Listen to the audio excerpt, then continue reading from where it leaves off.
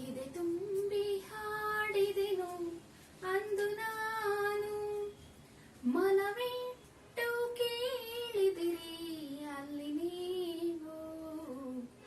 ಎದೆ ತುಂಬಿ ಹಾಡಿದೆನು ಅಂದು ನಾನು. ಏನಪ್ಪ ಇವತ್ತು ಟೀಚರ್ ಪಾಠ ಮಾಡೋದ್ ಬಿಟ್ಟು ಹಾಡ್ ಹಾಡ್ತಾ ಇದಾರೆ ಅಂತ ಅನ್ಕೊಂಡ್ರ ಮಕ್ಳೇ, ಇವತ್ತು ನಾನು ಹಾಡ್ ಹಾಡಿದ ಉದ್ದೇಶ ಇಷ್ಟೇ. ನಿಮ್ಗೆ ಒಂದು ಪ್ರಶ್ನೆಯನ್ನ ಕೇಳ್ಬೇಕು ಅಂತೇಳಿ ಹಾಡನ್ನ ಹಾಡಿದೆ. ನಾನು ಆಡಿದ್ನಲ್ಲ ಹಾಡು, ಈ ಹಾಡನ್ನ ಬರ್ದಿರ್ತಕ್ಕಂತ ಕವಿ ಹೆಸರು ಹೇಳ್ತೀರಾ? Yes, very good, GS Shivarudrappa. ಏನಕ್ಕೆ ಈ ಪ್ರಶ್ನೆಯನ್ನ ಕೇಳಿದೆ ಅಂತ ಹೇಳಿದ್ರೆ, ಇವತ್ತಿನ ದಿನ ನಾನು 10ನೇ ತರಗತಿಯ ಮೊದಲನೇ ಪದ್ಯವಾದಂತಹ ಸಂಕಲ್ಪ ಗೀತೆ ಅನ್ನೋ ಪದ್ಯವನ್ನ ಮಾಡ್ತಾ ಇದ್ದೀನಿ. ಏನ್ ಹೇಳಿ ಹೆಸರು? ಸಂಕಲ್ಪ ಗೀತೆ. ಈ ಸಂಕಲ್ಪ ಗೀತೆ ಅನ್ನೋದು ಒಂದು ಭಾವಗೀತೆ. ಈ ಭಾವಗೀತೆಯನ್ನ ಬರೆದಿರ್ತಕ್ಕಂತಹ ಕವಿಯ ಹೆಸರು ನಮ್ಮ GS ಶಿವರುದ್ರಪ್ಪ ಅವರು. ಹಾಗಾದ್ರೆ ಮಕ್ಕಳೇ, ಮೊದಲು ನಾವು ಯಾವುದೇ ಒಂದು ಪಾಠ ಅಥವಾ ಪದ್ಯದ ಸಾರಾಂಶವನ್ನ ಅರ್ಥ ಮಾಡ್ಕೊಳ್ಳೋದಕ್ಕಿಂತ ಮುಂಚೆ ಆ ಪಾಠ ಅಥವಾ ಆ ಪದ್ಯಕ್ಕೆ ಏನ್ ಹೆಸರಿಟ್ಟಿದಾರೋ ಅದರ ಅರ್ಥವನ್ನ ನಾವು ತಿಳ್ಕೊಳ್ಳೋದು ತುಂಬಾ ಮುಖ್ಯ ಆಗುತ್ತೆ. ಇಲ್ಲಿ ಸಂಕಲ್ಪ ಗೀತೆ ಅಂತ ಹೇಳಿ ಪದ್ಯದ ಹೆಸರಿದೆ. ಏನಪ್ಪಾ ಇದು ಸಂಕಲ್ಪ ಅಂತ ಹೇಳಿದ್ರೆ, ಸಂಕಲ್ಪ ಅಂತಂದ್ರೆ ಪ್ರತಿಜ್ಞೆ ಅಂತ ಕರಿಬಹುದು, ದೃಢ ನಿರ್ಧಾರ ಅಂತ ಕರಿಬಹುದು, ಹಾಗೇನೆ ದೃಢವಾದಂತಹ ತೀರ್ಮಾನ ಅಂತ ಕೂಡ ಕರಿಬಹುದು. ಏನಕ್ಕೆ ದೃಢವಾದಂತಹ ತೀರ್ಮಾನವನ್ನ ಹೊಂದಿರಬೇಕು ಅನ್ನೋದೇ ಈ ಪದ್ಯದಲ್ಲಿ ಇರ್ತಕ್ಕಂತಹ ಸಾರ. ಈಗ ಮೊದಲನೇದಾಗಿ ನಾನು ಉದಾಹರಣೆ ಪ್ರಕಾರ ನೀಡಕ್ ಹೋದ್ರೆ, ನಿಮ್ಗೆಲ್ರಿಗೂ ಗೊತ್ತು ಮಹಾತ್ಮ ಗಾಂಧೀಜಿಯವರು ನಮ್ಮ ದೇಶಕ್ಕೆ ಸ್ವಾತಂತ್ರ್ಯವನ್ನ ತಂದುಕೊಟ್ರು ಅಂತ ಹೇಳಿ. ಆದ್ರೆ ಮಹಾತ್ಮ ಗಾಂಧೀಜಿಯವರಿಗೆ ಇದ್ದಂತಹ ದೃಢವಾದಂತಹ ಸಂಕಲ್ಪ ಏನು ಅಂತ ಹೇಳಿದ್ರೆ, ನಮ್ಮ ದೇಶಕ್ಕೆ ಸ್ವಾತಂತ್ರ್ಯವನ್ನ ತಂದುಕೊಡೋದಾಗಿತ್ತು. ಹಾಗೇನೆ ಬಾಲಗಂಗಾಧರ ತಿಲಕರು ಅವರು ಏನಂತ ಪ್ರತಿಜ್ಞೆ ಮಾಡಿದ್ರು ಅಂತ ಹೇಳಿದ್ರೆ, ಸ್ವಾತಂತ್ರ್ಯ ನನ್ನ ಆಜನ್ಮ ಸಿದ್ಧ ಹಕ್ಕು, ನಾನು ಅದನ್ನ ಪಡೆದೇ ಪಡಿತೀನಿ ಅಂತ ಹೇಳಿ ಪ್ರತಿಜ್ಞೆಯನ್ನ ಹೊಂದಿದ್ರು. ಅದ್ರ ಫಲವಾಗಿನೇ ನಮ್ಗೆ ಏನಾಯ್ತು? ಸ್ವಾತಂತ್ರ್ಯ ಸಿಕ್ತು. ಹಾಗೆ ನಾವು, ನೀವು ಎಲ್ಲರೂ ಕೂಡ ನಿಮ್ಮ ಜೀವನದಲ್ಲಿ ಒಂದು ದೃಢವಾದಂತಹ ಸಂಕಲ್ಪವನ್ನ ಹೊಂದಿರಬೇಕು. ಅಥವಾ ಏನನ್ನ ಸಾಧನೆ ಮಾಡ್ಬೇಕು ಅಂತ ಅನ್ಕೊಂಡಿದಿರೋ ಆ ಸಾಧನೆಗೆ ನಾವ್ ಏನ್ ಮಾಡ್ಬೇಕು? ಅದನ್ನ ಸಾಧಿಸ್ಬೇಕಾದ್ರೆ ಆ ಸಾಧನೆಯ ಮಾರ್ಗದಲ್ಲಿ ಹೋಗ್ಬೇಕು. ಇನ್ನ ಒಂದು ಉದಾಹರಣೆ ಕೊಡ್ತೀನಿ. ನಾನು ಒಬ್ಬಳು ಅತ್ಯುತ್ತಮ ಶಿಕ್ಷಕಿ ಆಗ್ಬೇಕು ಅಂತ ಹೇಳಿದ್ರೆ, ಅತ್ಯುತ್ತಮ ಶಿಕ್ಷಕಿ ಆಗೋದಿಕ್ಕೆ ಏನೇನ್ ಗುಣಗಳು ಬೇಕೋ ಆ ಎಲ್ಲಾ ಗುಣಗಳನ್ನ ನಾನು ಏನ್ ಮಾಡ್ಬೇಕು? ಮೈಗೂಡಿಸ್ಕೊಳ್ಬೇಕು. ಹಾಗೇನೆ ನೀವು SSLC ನಲ್ಲಿ ಉತ್ತಮ ಅಂಕಗಳನ್ನ ಪಡಿಬೇಕು ಅನ್ನೋದು ನಿಮ್ಮ ಪ್ರತಿಜ್ಞೆ ಆಗಿದ್ರೆ, ನೀವು ಏನ್ ಮಾಡ್ಬೇಕು? ಆ ನಿಟ್ಟಿನಲ್ಲಿ ಏನೇನ್ ಕೆಲಸಗಳನ್ನ ಮಾಡ್ಬೇಕು ಅದನ್ನ ನೀವು ಮಾಡ್ಬೇಕು. ಹಾಗಿದ್ದಾಗ ಮಾತ್ರ ನಮ್ಗೆ ಏನಾಗುತ್ತೆ? ಯಶಸ್ಸು ಅನ್ನೋದು ಸಿಗುತ್ತೆ. ಇಲ್ಲಿ ಕವಿ ಮನುಷ್ಯ ತನ್ನ ಜೀವನದಲ್ಲಿ ಯಾವ ರೀತಿಯ ಸಂಕಲ್ಪವನ್ನ ಹೊಂದಿರಬೇಕು, ಬರೀ ಸಂಕಲ್ಪವನ್ನ ಹೊಂದಿದ್ರೆ ಸಾಲದು, ಅದ್ರ ಜೊತೆಗೆ ಆ ಸಂಕಲ್ಪವನ್ನ ಈಡೇರಿಸಬೇಕು ಅಂತ ಹೇಳಿದ್ರೆ ಮನುಷ್ಯ ಧನಾತ್ಮಕವಾಗಿ ಯೋಚನೆ ಮಾಡಬೇಕು, ಹಾಗೇನೆ ಯಾವಾಗ್ಲೂ ಆಶಾಭಾವನೆಯನ್ನ ಹೊಂದಿರಬೇಕು ಅಂತ ಹೇಳಿ ಹೇಳ್ತಾ ಇದ್ದಾರೆ. ಹಾಗಿದ್ರೆ ಮೊದಲು ಕವಿ ಪರಿಚಯದ ಮೂಲಕ ನಾನೀಗ ಪದ್ಯವನ್ನ ಆರಂಭ ಮಾಡ್ತಾ ಇದ್ದೀನಿ. ಸಂಕಲ್ಪ ಗೀತೆ ಎನ್ನುವ ಪದ್ಯವನ್ನ ಬರೆದಿರ್ತಕ್ಕಂತಹ ಕವಿಯ ಹೆಸರು GS ಶಿವರುದ್ರಪ್ಪ. ಇವರ ಪೂರ್ಣ ಹೆಸರು ಗುಗ್ಗರಿ ಶಾಂತವೀರಪ್ಪ ಶಿವರುದ್ರಪ್ಪ ಅಂತ ಹೇಳಿ. ಇವರು 1926ರಲ್ಲಿ ಶಿವಮೊಗ್ಗ ಜಿಲ್ಲೆಯ ಶಿಕಾರಿಪುರ ಎನ್ನುವ ಒಂದು ಊರಿನಲ್ಲಿ ಜನಿಸ್ತಾರೆ. ಹಾಗೇನೆ ಇವರು ಕನ್ನಡ ಸಾಹಿತ್ಯದಲ್ಲಿ ತುಂಬಾ ಆಸಕ್ತಿಯನ್ನ ಹೊಂದಿದ್ರು. ಕನ್ನಡದಲ್ಲಿ ಪದವಿಯನ್ನ ಕೂಡ ಪಡೆದಿದ್ರು. ಬೆಂಗಳೂರು ಹಾಗೆ ಮೈಸೂರು ವಿಶ್ವವಿದ್ಯಾನಿಲಯಗಳಲ್ಲಿ ಇವರು ಕನ್ನಡ ಪ್ರಾಧ್ಯಾಪಕರಾಗಿ ಕೆಲಸವನ್ನ ಮಾಡಿದ್ದಾರೆ. ಹಾಗೇನೆ ಆಧುನಿಕ ಕನ್ನಡದ ಕವಿಗಳಲ್ಲಿ ಪ್ರಮುಖ ಕವಿಗಳು ಅಂತ ಹೇಳಿ ಕರೆಸ್ಕೊಂಡಿರ್ತಕ್ಕಂತಹ ಈ ನಮ್ಮ GS ಶಿವರುದ್ರಪ್ಪ ಅವರು ಬರೆದಿರ್ತಕ್ಕಂತಹ ಕೃತಿಗಳು ಅಂತ ಹೇಳಿದ್ರೆ, ಸಾಮಗಾನ, ಚಲುವು ಒಲವು, ದೇವಶಿಲ್ಪ, ದೀಪದ ಹೆಜ್ಜೆ, ಹೀಗೆ ಇನ್ನ ಮುಂತಾದ ಕೃತಿಗಳನ್ನ ಇವರು ರಚನೆ ಮಾಡಿದ್ದಾರೆ. ಹಾಗೆ ಸಾಹಿತ್ಯದಲ್ಲಿ ಅಪಾರವಾದಂತಹ ಆಸಕ್ತಿಯನ್ನ ಹೊಂದಿದ್ದಂತಹ ಇವರು ಸಾಹಿತ್ಯದಲ್ಲಿ ಅನೇಕ ಕೃಷಿಗಳನ್ನ ಮಾಡಿದ್ದಾರೆ. ಹಾಗಾಗಿ ಇವರಿಗೆ ಅನೇಕ ಬಹುಮಾನಗಳು ಕೂಡ ದೊರೆತಿದೆ ಅಂತ ಹೇಳ್ಬೋದು. ಆ ಬಹುಮಾನಗಳು ಏನು ಅಂತ ಹೇಳಿದ್ರೆ, ಕೇಂದ್ರ ಸಾಹಿತ್ಯ ಅಕಾಡೆಮಿ ಪುರಸ್ಕಾರ ದೊರೆತಿದೆ ಇವರಿಗೆ. ಹಾಗೇನೆ ಹಂಪೆ ವಿಶ್ವವಿದ್ಯಾನಿಲಯದಿಂದ ಇವರಿಗೆ ನಾಡೋಜ ಅನ್ನೋ ಪ್ರಶಸ್ತಿ ಬಂದಿದೆ. ನಾಡೋಜ ಅಂತ ಹೇಳಿದ್ರೆ it is equal to DLitt ಪದವಿಗೆ ಸಮವಾದಂತಹ ಒಂದು ನಾಡೋಜ ಅನ್ನೋ ಒಂದು ಬಿರುದು ಕೂಡ ಇವರಿಗೆ ಬಂದಿದೆ. ಹಾಗೇನೆ ಬೆಂಗಳೂರು ಮತ್ತೆ ಕುವೆಂಪು ವಿಶ್ವವಿದ್ಯಾಲಯಗಳು ಇವರಿಗೆ ಗೌರವ ಡಿಲಿಟ್ ಪದವಿಯನ್ನ ಕೊಟ್ಟಿದೆ. ಡಿಲಿಟ್ ಅಂತ ಹೇಳಿದ್ರೆ ಡಾಕ್ಟರ್ ಆಫ್ ಲಿಟರೇಚರ್ ಅನ್ನೋ ಒಂದು ಬಿರುದನ್ನ ಕೊಟ್ಟಿದೆ. ಹಾಗೇನೆ ಇವರಿಗೆ ರಾಷ್ಟ್ರಕವಿ ಅನ್ನೋ ಬಿರುದು ಕೂಡ ಇತ್ತು.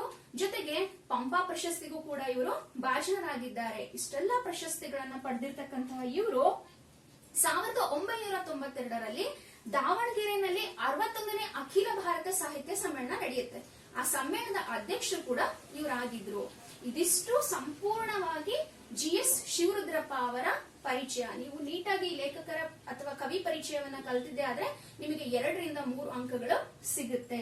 ಹಾಗೇನೆ ನಿಮಗಿರ್ತಕ್ಕಂತಹ ಈ ಸಂಕಲ್ಪ ಗೀತೆ ಎನ್ನುವ ಒಂದು ಪದ್ಯವನ್ನ GS ಶಿವರುದ್ರಪ್ಪ ಅವರು ಬರೆದಿರ್ತಕ್ಕಂತಹ ಎದೆ ತುಂಬಿ ಹಾಡಿದೆನು ಎನ್ನುವ ಒಂದು ಕವನ ಸಂಕಲನದಿಂದ ಆಯ್ಕೆಯನ್ನ ಮಾಡಿಕೊಳ್ಳಲಾಗಿದೆ. ಸರಿ ಮಕ್ಕಳೇ, ಹಾಗಿದ್ರೆ ಇವಾಗ ಪದ್ಯವನ್ನ ಆರಂಭ ಮಾಡೋಣ. ಪದ್ಯ 1, ಸಂಕಲ್ಪ ಗೀತೆ. ಸುತ್ತಲೂ ಕವಿಯುವ ಕತ್ತಲೆಯೊಳಗೆ ಪ್ರೀತಿಯ ಹಣತೆ ಹಚ್ಚೋಣ, ಬಿರುಗಾಳಿಗೆ ಹೊಯ್ದಾಡುವ ಹಡಗನು ಎಚ್ಚರದಲ್ಲಿ ಮುನ್ನಡೆಸೋಣ. ಮಕ್ಕಳೇ, ನಾನು ಇಲ್ಲಿ ಒಂದೊಂದೇ ಪದ್ಯವನ್ನ ಓದಿ ಅದರ ಅರ್ಥವನ್ನ ಹೇಳ್ತೀನಿ. ಸುತ್ತಲೂ ಕವಿಯುವ ಕತ್ತಲೆಯೊಳಗೆ ಅಂದ್ರೆ ಮನುಷ್ಯನ ಜೀವನದಲ್ಲಿ, ಅಂದ್ರೆ ಮನುಷ್ಯ ತನ್ನ ಸುತ್ತ ಒಂದು ಕತ್ತಲೆಯನ್ನ ತುಂಬಿಕೊಂಡಿದ್ದಾನೆ. ಕತ್ತಲೆ ಅಂತ ಹೇಳಿದ್ರೆ ಅಂಧಕಾರ. ಎಂತಹ ಅಂಧಕಾರ ಅಂತ ಹೇಳಿದ್ರೆ ಅಜ್ಞಾನದ ಅಂಧಕಾರ. ಮನುಷ್ಯ ತನ್ನ ಜೀವನದಲ್ಲಿ ಅಥವಾ ಮನುಷ್ಯ ತನ್ನ ಸುತ್ತಲೂ ಅಂಧಕಾರವನ್ನ ತುಂಬಿಕೊಂಡಿದ್ದಾನೆ. ಆ ಅಂಧಕಾರ ಹೋಗ್ಬೇಕು ಅಥವಾ ಆ ಅಜ್ಞಾನ ಹೋಗ್ಬೇಕು ಅಂತಂದ್ರೆ ಏನ್ ಮಾಡ್ಬೇಕಪ್ಪ ಅಂತ ಹೇಳಿದ್ರೆ ಪ್ರೀತಿಯ ಹಣತೆಯ ಹಚ್ಚೋಣ. ಪ್ರೀತಿ ತುಂಬಿದ ಹಣತೆ ಹಚ್ಚಿದಾಗ ಏನಾಗುತ್ತೆ, ಆ ಅಜ್ಞಾನವೆಂಬ ಕತ್ತಲೆ ಹೋಗುತ್ತೆ. ಪ್ರೀತಿ ಅಂತ ಹೇಳಿದ್ರೆ ಇಲ್ಲಿ ಜ್ಞಾನದ ಹಣತೆ ಅಂತ ಹೇಳಿ ನಾವು ಹೇಳ್ಬೋದು. ಜ್ಞಾನದ ಹಣತೆಯನ್ನ ಹಚ್ಚಿದಾಗ ಮಾತ್ರ ಏನಾಗುತ್ತೆ, ನಮ್ಮ ಸುತ್ತಮುತ್ತ ಇರ್ತಕ್ಕಂತಹ ಅಜ್ಞಾನ ಎನ್ನುವ ಕತ್ತಲೆ ಹೋಗುತ್ತೆ ಅಂತ ಹೇಳಿ ಒಂದು ಅರ್ಥದಲ್ಲಿ ಹೇಳ್ಬೋದು. ಇನ್ನೊಂದು ಅರ್ಥದಲ್ಲಿ ಏನ್ ಹೇಳ್ಬೋದು ಅಂತ ಹೇಳಿದ್ರೆ ನಮ್ಮ ಸುತ್ತಲೂ ನಾವು ದ್ವೇಷ, ಅಸೂಯೆ ಈ ತರ ಒಂದು ಕತ್ತಲೆಯಲ್ಲಿ ಬದುಕ್ತಾ ಇದೀವಿ. ಆ ಕತ್ತಲೆ ಹೋಗ್ಬೇಕು ಅಂತ ಹೇಳಿದ್ರೆ ನಾವು ಪ್ರೀತಿಯನ್ನ ತೋರಿಸ್ಬೇಕು. ಪ್ರೀತಿಗೆ ಏನನ್ನೇ ಆಗ್ಲಿ ಗೆಲ್ಲುವ ಶಕ್ತಿ ಇದೆ. ಹಾಗಾಗಿ ಪ್ರೀತಿಯಿಂದಾಗ ಇದ್ದಾಗ ಮಾತ್ರ ಏನಾಗುತ್ತೆ ಅಂತ ಹೇಳಿದ್ರೆ ನಮ್ಮ ಸುತ್ತಲೂ ಇರ್ತಕ್ಕಂತಹ ಕತ್ತಲು ಹೋಗುತ್ತೆ ಅಂತ ಹೇಳಿ ನಾವು ಹೇಳ್ಬೋದು. ಹಾಗೇನೆ ಬಿರುಗಾಳಿಗೆ ಹೊಯ್ದಾಡುವ ಹಡಗನು ಎಚ್ಚರದಲ್ಲಿ ಮುನ್ನಡೆಸೋಣ. ಬಿರುಗಾಳಿ ಅಂತ ಹೇಳಿದ್ರೆ ಜೋರಾದಂತಹ ಗಾಳಿ. ಈಗ ಸಮುದ್ರದಲ್ಲಿ ಒಂದು ಹಡಗು ಹೋಗ್ತಾ ಇತ್ತು, ಜೋರಾಗಿ ಗಾಳಿ ಬಂತು ಅಂದ್ರೆ ಏನಾಗುತ್ತೆ ಅಂತ ಹೇಳಿದ್ರೆ ಆ ಗಾಳಿಯ ಆರ್ಭಟಕ್ಕೆ ಹಡಗು ಅಲಗಾಡೋದಕ್ಕೆ ಶುರು ಮಾಡುತ್ತೆ ಅಲ್ವಾ. ಹಾಗೆ ನಮ್ಮ ಬಾಳ ನೌಕೆ ಕೂಡ ಏನಾಗಿದೆ ಅಂತ ಹೇಳಿದ್ರೆ ಇಲ್ಲಿ ಹೊಯ್ದಾಡ್ತಾ ಇದೆ, ಆ ಕತ್ತಲಿನಲ್ಲಿ ಹೊಯ್ದಾಡ್ತಾ ಇದೆ. ನಮ್ಮ ಬಾಳ ನೌಕೆ ಉತ್ತಮವಾಗಿ ಚಲಿಸಬೇಕು ಅಂತ ಹೇಳಿದ್ರೆ ನಾವು ಏನ್ ಮಾಡ್ಬೇಕು, ಈ ಪ್ರೀತಿ ಎನ್ನುವ ಹಣತೆಯನ್ನ ಹಚ್ಚುವ ಮೂಲಕ ಆ ಹಣತೆಯ ಬೆಳಕಿನಲ್ಲಿ ನಮ್ಮ ಬಾಳ ನೌಕೆಯನ್ನ ನಡೆಸಬೇಕು. ಹಾಗೆ ನಮ್ಮ ಬಾಳ ನೌಕೆಯನ್ನ ನಡೆಸಿದ್ದೇ ಆದ್ರೆ ನಮಗೆ ಖಂಡಿತ ಯಶಸ್ಸು ಸಿಗುತ್ತೆ ಅಂತ ಹೇಳಿ ಕವಿ ಮೊದಲನೇ ಪ್ಯಾರದಲ್ಲಿ ಹೇಳ್ತಾ ಇದ್ದಾರೆ. ಅಂದ್ರೆ ಒಟ್ಟಾರೆಯಾಗಿ ಈ ಮೊದಲನೇ ಪದ್ಯದ ಅರ್ಥ ಇಷ್ಟೇ ಮಕ್ಕಳೇ, ಮನುಷ್ಯ ಯಾವಾಗ್ಲೂ ಧನಾತ್ಮಕವಾಗಿರ್ಬೇಕು. ಧನಾತ್ಮಕ ಅಂತ ಹೇಳಿದ್ರೆ ಪಾಸಿಟಿವ್ ಆಗಿರ್ಬೇಕು. ನಮ್ಮ ಯೋಚನೆಗಳು ಯಾವಾಗ್ಲೂ ಪಾಸಿಟಿವ್ ಥಿಂಕಿಂಗ್ ಅಲ್ಲಿ ಇರ್ಬೇಕು. ಈಗ ಒಂದು ಉದಾಹರಣೆ ಕೊಡ್ತೀನಿ. ನೀವೇನಾದ್ರೂ SSLC ನಲ್ಲಿ ಉತ್ತಮ ಅಂಕಗಳನ್ನ ಪಡ್ಕೋಬೇಕು ಅಂತ ಇದ್ರೆ ನೀವು ಅದೇ ನಿಟ್ಟಿನಲ್ಲಿ ಪಾಸಿಟಿವ್ ಆಗಿ ಯೋಚನೆ ಮಾಡ್ಬೇಕು. ಅಯ್ಯೋ ನನ್ ಕೈಯಿಂದ ಸಾಧ್ಯನಾ, ನನ್ ಕ್ಲಾಸಲ್ಲಿ ನನಗಿಂತ ಅವ್ರು ಚೆನ್ನಾಗಿ ಓದ್ತಾರೆ, ಅವ್ರದ್ ಅಕ್ಷರ ತುಂಬಾ ಚೆನ್ನಾಗಿದೆ, ಈ ತರ ನಿಮ್ಮಲ್ಲಿ ನೀವು ನೆಗೆಟಿವ್ ಆಗಿರ್ತಕ್ಕಂತಹ ಭಾವನೆಗಳನ್ನ ಬೆಳೆಸ್ಕೋಬಾರ್ದು. ಅದ್ರ ಬದಲು ನಾವೇನ್ ಮಾಡ್ಬೇಕು, ಧನಾತ್ಮಕವಾದಂತಹ ಭಾವನೆಗಳನ್ನ ಬೆಳೆಸ್ಕೋಬೇಕು. ಆಗ ನಮ್ಮ ಬದುಕು ಸುಂದರ ಆಗುತ್ತೆ ಅನ್ನೋದನ್ನ ಮೊದಲನೇ ಪದ್ಯದಲ್ಲಿ ಇಲ್ಲಿ ಕವಿ ಹೇಳ್ತಾ ಇದ್ದಾರೆ. ಇನ್ನ ಎರಡನೇ ಪದ್ಯವನ್ನ ನೋಡೋಣ. ಕಲುಷಿತವಾದಿ ನದಿ ಜಲಗಳಿಗೆ ಮುಂಗಾರಿನ ಮಳೆಯಾಗೋಣ, ಬರಡಾಗಿರುವಿ ಕಾಡು ಮೇಡುಗಳ ವಸಂತವಾಗುತ್ತ ಮುಟ್ಟೋಣ. ಎರಡನೇ ಪದ್ಯದಲ್ಲಿ ಇಲ್ಲಿ ಕವಿ ಏನ್ ಹೇಳ್ತಾ ಇದ್ದಾರೆ ಅಂತ ಹೇಳಿದ್ರೆ ಮನುಷ್ಯ ಒಬ್ಬ ಪರಿಸರ ಪ್ರೇಮಿ ಆಗ್ಬೇಕು ಅಂತ ಹೇಳಿ ಹೇಳ್ತಾ ಇದ್ದಾರೆ. ಯಾಕೆ ಅಂತ ಹೇಳಿದ್ರೆ ಮನುಷ್ಯ ತನ್ನ ಜೀವನವನ್ನ ನಡೆಸೋದು ಅಥವಾ ಮನುಷ್ಯ ಡಿಪೆಂಡ್ ಆಗಿರೋದೇ ಈ ಪರಿಸರದ ಮೇಲೆ. ಯಾಕೆ ಅಂತ ಹೇಳಿದ್ರೆ ಉಸಿರಾಡೋದಕ್ ಗಾಳಿ ಬೇಕು, ಕುಡಿಯೋದಕ್ ನೀರ್ ಬೇಕು, ಬೆಳಕ್ ಬೇಕು. ಇದೆಲ್ಲ ನಮ್ಗೆ ಎಲ್ಲಿ ಸಿಗುತ್ತೆ, ನಮ್ಮ ಸುತ್ತಮುತ್ತಲ ಪರಿಸರದಲ್ಲಿ ಸಿಗುತ್ತೆ. ಆದ್ರೆ ಇವತ್ತು ಮನುಷ್ಯ ತನ್ನ ಅತಿ ಆಸೆಯಿಂದ ಏನ್ ಮಾಡ್ತಾ ಇದ್ದಾನಪ್ಪ ಅಂತ ಹೇಳಿದ್ರೆ ನಮ್ಮ ಸುತ್ತಮುತ್ತ ಇರ್ತಕ್ಕಂತಹ ಪರಿಸರವನ್ನ, ನದಿಗಳನ್ನ ಏನ್ ಮಾಡ್ತಾ ಇದ್ದಾನೆ, ಕಲುಷಿತ ಮಾಡ್ತಿದ್ದಾನೆ. ಕಲುಷಿತ ಅಂತ ಹೇಳಿದ್ರೆ ಮಲಿನ ಅಥವಾ ಗಲೀಜ್ ಮಾಡ್ತಾ ಇದ್ದಾನೆ. ಆಗ ಮನುಷ್ಯನ ಕರ್ತವ್ಯ ಏನಪ್ಪಾ ಅಂತ ಹೇಳಿದ್ರೆ ಇಲ್ಲಿ ಆ ಕಲುಷಿತವಾಗಿರ್ತಕ್ಕಂತಹ ನದಿ ಜಲಗಳಿಗೆ ಮನುಷ್ಯ ಏನಾಗ್ಬೇಕು, ಮುಂಗಾರಿನ ಮಳೆ ಆಗ್ಬೇಕು. ಮುಂಗಾರಿನ ಮಳೆ ಅಂತ ಹೇಳಿ ಕವಿ ಏನು ಕೇಳ್ತಾ ಇದ್ದಾರೆ ಅಂದ್ರೆ ಮುಂಗಾರಿನ ಮಳೆ ಅಂದ್ರೆ ಇದು ಮೊದಲನೇ ಮಳೆ. ಮೊದಲನೇ ಬೆಳೆ ಭೂಮಿಗೆ ಬಂದಾಗ ಹೇಗೆ ಭೂಮಿ ಮೇಲೆ ಇರ್ತಕ್ಕಂತಹ ಕಸ ಕಡ್ಡಿ ಎಲ್ಲ ಕೊಚ್ಕೊಂಡು ಹೋಗಿ ಗಿಡಗಳೆಲ್ಲ ಎಷ್ಟು ಹಚ್ಚ ಹಸಿರಾಗಿ ಹೊಳಿತಾ ಇರುತ್ತಲ್ವಾ, ಅದೇ ರೀತಿ ನಮ್ಮ ನದಿಗಳಲ್ಲಿ ಇರ್ತಕ್ಕಂತಹ ಗಲೀಜು ಎಲ್ಲ ಹೋಗ್ಬೇಕು ಅಂತ ಹೇಳಿದ್ರೆ ಇಲ್ಲಿ ಏನಾಗ್ಬೇಕು, ಮನುಷ್ಯ ಮುಂಗಾರಿನ ಮಳೆ ಆಗ್ಬೇಕು, ಅವನ್ನೆಲ್ಲ ಶುಚಿ ಮಾಡೋ ಅತ್ತ ತಾನು ಸಂಕಲ್ಪವನ್ನ ತೊಡಬೇಕು ಅಂತ ಹೇಳಿ ಹೇಳ್ತಾ ಇದ್ದಾರೆ. ಜೊತೆಗೆ ಬರಡಾಗಿರುವೆ ಕಾಡು ಮೇಡುಗಳ ವಸಂತವಾಗುತ್ತ ಮುಟ್ಟೋಣ. ಇದು ಕೂಡ ಅಷ್ಟೇ ಮಕ್ಕಳೇ, ಮನುಷ್ಯನ ಅತಿ ಆಸೆಯಿಂದ ಇವತ್ತು ಏನಾಗ್ತಾ ಇದೆ, ನಮ್ಮ ಸುತ್ತಮುತ್ತ ಇರ್ತಕ್ಕಂತಹ ಭೂಮಿ ಎಲ್ಲ ಬರಡಾಗ್ತಾ ಇದೆ, ಕಾಡುಗಳನ್ನ ನಾಶ ಮಾಡ್ತಾ ಇದ್ದಾನೆ, ಇದರಿಂದ ಮಳೆ ಯಥೇಚ್ಛವಾಗಿ ಆಗ್ತಿಲ್ಲ. ಹಾಗಾಗಿ ಸುತ್ತಮುತ್ತ ಇರ್ತಕ್ಕಂತಹ ಭೂಮಿ ಎಲ್ಲ ಬಂಜರ ಆಗ್ಬಿಟ್ಟಿದೆ ಅಥವಾ ಬರಡಾಗಿದೆ, ಅಂದ್ರೆ ಹಾಳು ಬಿದ್ದು ಹೋಗಿದೆ. ಆ ಹಾಳು ಬಿದ್ದು ಹೋಗಿರ್ತಕ್ಕಂತಹ ನೆಲದಲ್ಲಿ ಏನಾಗ್ಬೇಕು, ಹೊಸದಾಗಿ ಕಾಡು ಮೇಡುಗಳ ವಸಂತವಾಗುತ್ತ ಮುಟ್ಟೋಣ. ವಸಂತ ಅಂತ ಹೇಳಿದ್ರೆ ವಸಂತ ಮಾಸ ಬಂದಾಗ ಮಾವು ಚಿಗುರಲೇಬೇಕು ಅಂತ ಕೇಳಿದಿರಲ್ವಾ ಹಾಡು. ಅಂದ್ರೆ ವಸಂತ ಮಾಸ ಅಂತ ಹೇಳಿದ್ರೆ ಮರದಲ್ಲಿರ್ತಕ್ಕಂತ ಎಲ್ಲಾ ಎಲೆಗಳು ಚಿಗುರ್ತಕ್ಕಂತಹ ಕಾಲ ಅಂತ ಹೇಳಿ. ಏನಿ ಬರಡಾಗಿದೆ ಅಲ್ವಾ ಕಾಡುಗಳು, ಆ ಬರಡಾಗಿರ್ತಕ್ಕಂತಹ ಕಾಡುಗಳನ್ನ ಸರಿ ಮಾಡೋದಕ್ಕೆ ಮನುಷ್ಯ ಇಲ್ಲಿ ಏನಾಗ್ಬೇಕು, ವಸಂತ ಮಾಸದ ತರ ಕೆಲಸ ಮಾಡ್ಬೇಕು. ಅಂದ್ರೆ ಪರಿಸರ ಪ್ರೇಮಿಯಾಗಿ ತನ್ನ ಸುತ್ತಮುತ್ತಲು ಇರ್ತಕ್ಕಂತಹ ಪರಿಸರವನ್ನ ಚೆನ್ನಾಗಿ ನೋಡ್ಕೋಬೇಕು, ಕಾಪಾಡ್ಕೋಬೇಕು ಅಂತ ಹೇಳಿ ಇಲ್ಲಿ ಹೇಳ್ತಾ ಇದ್ದಾರೆ. ಹಾಗೆ ಇನ್ನೂ ಒಂದು ಒಳ ಅರ್ಥವನ್ನ ನೋಡೋದಾದ್ರೆ, ನಮ್ಮ ಮನಸ್ಸು ಕಲುಷಿತಗೊಂಡಿದೆ ಮಕ್ಕಳೇ. ಯಾವುದರಿಂದ ಕಲುಷಿತಗೊಂಡಿದೆ? ಅಹಂಕಾರ, ದ್ವೇಷ, ಜಾತಿ, ಈ ತರದ ಗುಣಗಳಿಂದ ನಮ್ಮ ಮನಸ್ಸು ಕಲುಷಿತಗೊಂಡಿದೆ.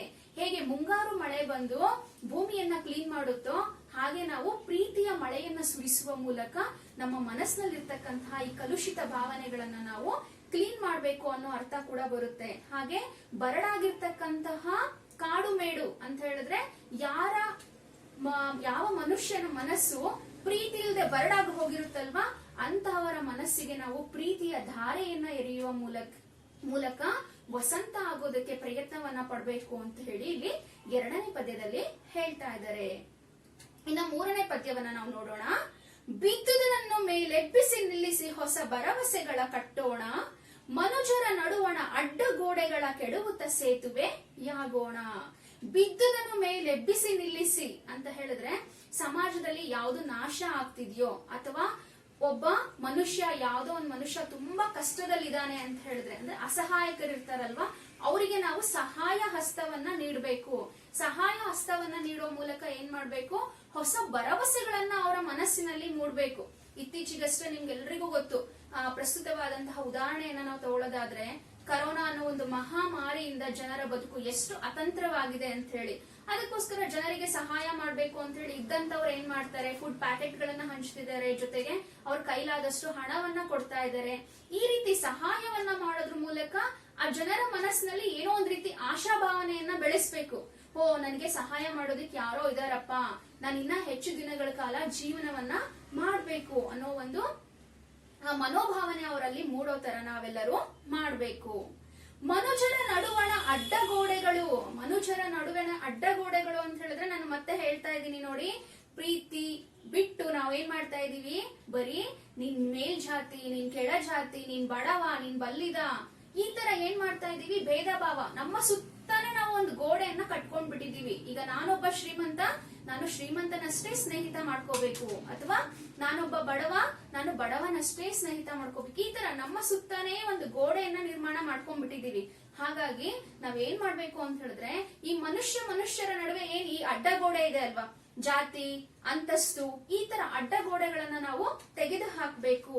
ತೆಗೆದು ಹಾಕಿ ಪರಸ್ಪರ ಒಬ್ಬ ಮನುಷ್ಯ ಇನ್ನೊಬ್ಬ ಮನುಷ್ಯನಿಗೆ ಸಹಾಯ ಮಾಡುವ ಮೂಲಕ ಸೇತುವೆ ಆಗ್ಬೇಕು. ಸೇತುವೆ ಅಂತ ಹೇಳಿದ್ರೆ ಬ್ರಿಡ್ಜ್ ಕೆಲಸ ಏನ್ ಹೇಳಿ ನೋಡೋಣ. ಈ ದಡದಿಂದ ಆ ದಡಕ್ಕೆ ನಮ್ಮನ್ನ ಕರ್ಕೊಂಡು ಹೋಗೋದಕ್ಕೆ ಸಹಾಯ ಮಾಡುತ್ತೆ ಅಲ್ವಾ.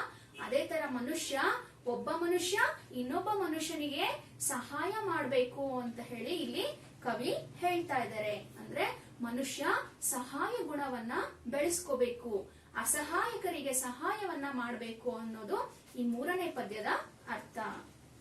ಇನ್ನ ನಮ್ಮ ಕೊನೆಯ ಪದ್ಯದ ಅರ್ಥವನ್ನ ನಾವು ನೋಡೋಣ.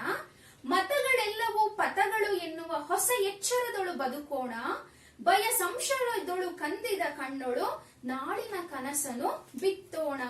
ಮತಗಳೆಲ್ಲವೂ ಪಥಗಳು, ನಿಮ್ಗೆಲ್ಲರಿಗೂ ಗೊತ್ತು, ಭಾರತ ದೇಶ ವೈವಿಧ್ಯತೆಯಲ್ಲಿ ಏಕತೆಯನ್ನ ಹೊಂದಿರತಕ್ಕಂತಹ ದೇಶ. ಯಾಕೆ ಅಂತ ಹೇಳಿದ್ರೆ ಈ ದೇಶದಲ್ಲಿ ಹಲವಾರು ಧರ್ಮೀಯರು ವಾಸ ಮಾಡ್ತಾ ಇದ್ದಾರೆ.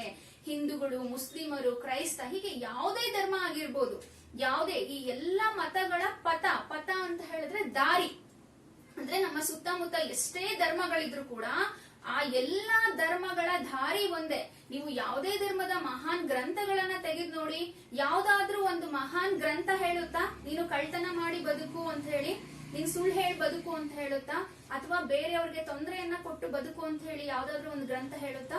ಇಲ್ಲ ಅಲ್ವಾ ಮಕ್ಕಳೇ? ಹಾಗಾಗಿ ನಮ್ಮ ಸುತ್ತ ಎಷ್ಟೇ ಮತಗಳಿದ್ರು ಕೂಡ ಆ ಮತಗಳ ಪಥ ಒಂದೇ. ಅಂದ್ರೆ ಆ ಮತಗಳು ತೋರಿಸ್ತಕ್ಕಂತಹ ಪಥ ಅಂತ ಹೇಳಿದ್ರೆ ದಾರಿ ಒಂದೇ. ನೀನು ಸರಿ ದಾರಿಯಲ್ಲಿ ನಡ್ಕೊಂಡು ಹೋಗು ಅನ್ನೋ ಒಂದು ಪಥವನ್ನ ತೋರಿಸುತ್ತೆ. ಹಾಗಾಗಿ ನಾವೆಲ್ಲರೂ ಎಚ್ಚರಿಕೆಯಿಂದ ನಮ್ಮ ಜೀವನವನ್ನ ಸಾಗಿಸ್ಬೇಕು ಅಂತ ಹೇಳಿ ಕವಿ ಹೇಳ್ತಾ ಇದ್ದಾರೆ. ಜೊತೆಗೆ ಭಯ ಸಂಶಯದೊಳು ಕಂದಿದ ಕಣ್ಣೊಳು ನಾಳಿನ ಕನಸನ್ನು ಬಿತ್ತೋಣ.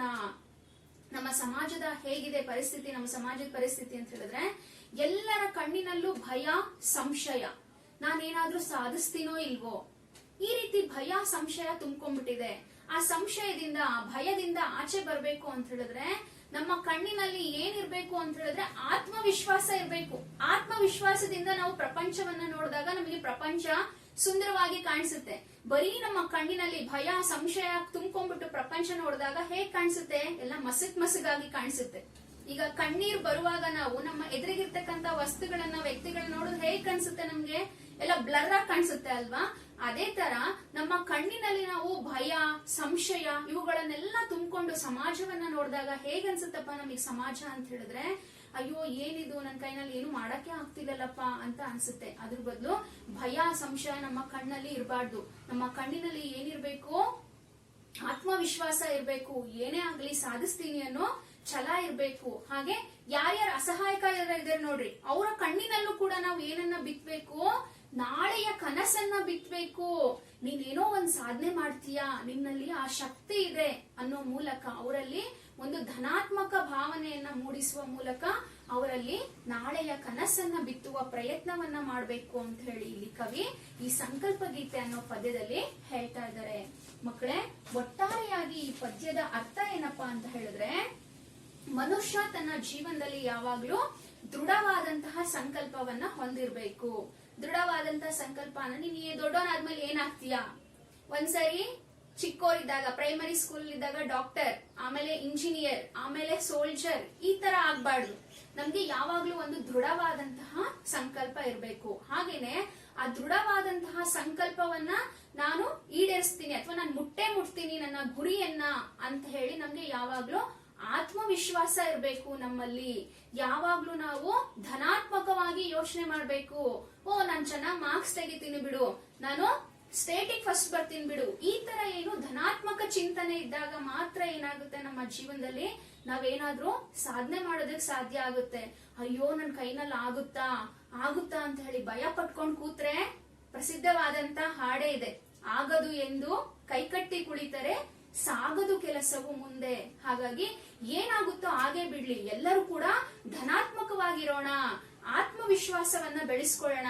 ಆತ್ಮವಿಶ್ವಾಸವನ್ನ ಬೆಳೆಸ್ಕೊಳ್ಳೋದ್ರ ಮೂಲಕ ನಮ್ಮ ಜೀವನದಲ್ಲಿ ಇರ್ತಕ್ಕಂತಹ ಒಂದು ದೃಢವಾದಂತಹ ಪ್ರತಿಜ್ಞೆಯನ್ನ ಅಥವಾ ನಮ್ಮ ಗುರಿಯನ್ನ ಮುಟ್ಟೋದಕ್ಕೆ ಪ್ರಯತ್ನ ಪಡೋಣ. ಹಾಗೆ ನಮ್ಮ ಸುತ್ತಮುತ್ತ ಇರ್ತಕ್ಕಂತಹ ಜನರಿಗೆ ಪ್ರೀತಿಯನ್ನ ತೋರಿಸುವ ಮೂಲಕ, ಅವರಲ್ಲಿರ್ತಕ್ಕಂತಹ ಅಡ್ಡಗೋಡೆಗಳನ್ನ ಕೆಡುವ ಮೂಲಕ, ನಮ್ಮ ಪರಿಸರವನ್ನ ರಕ್ಷಣೆ ಮಾಡುವ ಮೂಲಕ, ಪರಸ್ಪರ ಒಬ್ಬರಿಗೊಬ್ಬರು ಸಹಾಯ ಮಾಡುವ ಮೂಲಕ ನಾವು ಏನ್ ಮಾಡ್ಬೇಕು?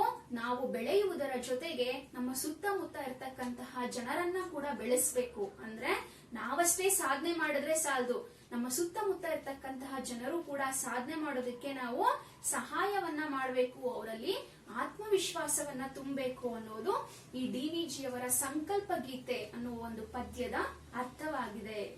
ಧನ್ಯವಾದಗಳು.